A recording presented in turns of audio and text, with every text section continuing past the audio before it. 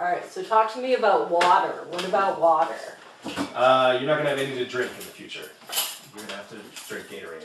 I don't know. Any specific water you want to talk about? I mean... Well, I mean, in general, like, how does that problem factor into all of this? Because part of our, major resource is water. Yeah, that's one of the ones that's going to be under serious crunch going forward.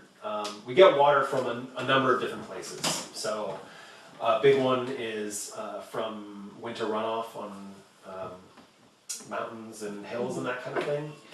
And that one is under serious threat because glaciers. Because there's no winter. Glaciers. Well, that and because snow melt. If you've seen like the top of Mount Fuji and other mountains, the snowpack continues to recede year after year.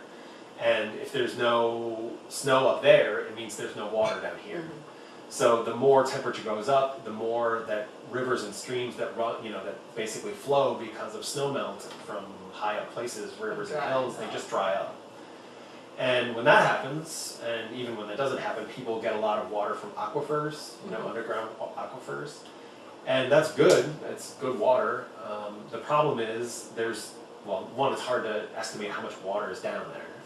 But the bigger problem is just that, like all these other unsustainable practices we've been doing with the environment and with consumption, we have unsustainable practices with our aquifer water as well. We don't really know how much is in there, but we don't even bother to find out. We just pump whatever we feel like pumping, and those run dry. And our only really solution is, again, the sort of short-termist human bullshit that we do, where we're like, oh, our aquifer dried up, let's drill deeper, because that'll solve everything.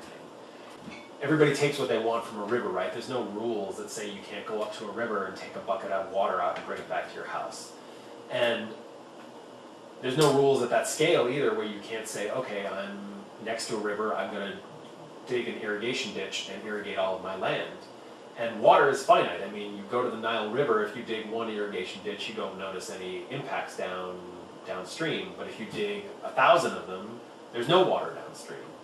And that's a huge source of conflict between nations about like water rights. Mm-hmm. Even between states in the United States, they're arguing over like who owns what part of lakes and who owns what part of rivers, because you can't have civilization without water.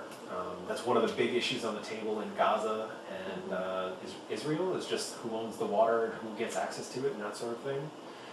Because it's a finite resource, and it's one that we're not managing sustainably, and it's the one that people are going to freak out the most when it's not there. So, I mean, number one, we're getting less fresh water overall because of global warming. It evaporates it more off the surface of the earth because it's hotter.